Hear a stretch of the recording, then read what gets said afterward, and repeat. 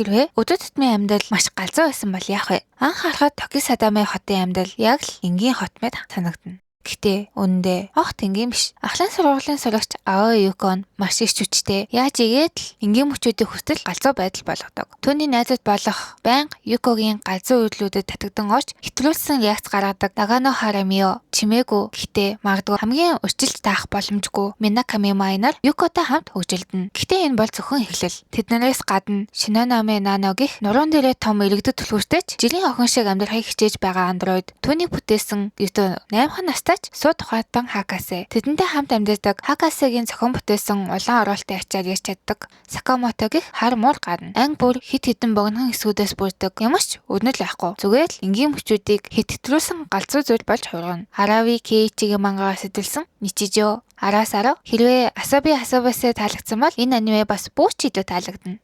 Өдөр бүр нэг аним.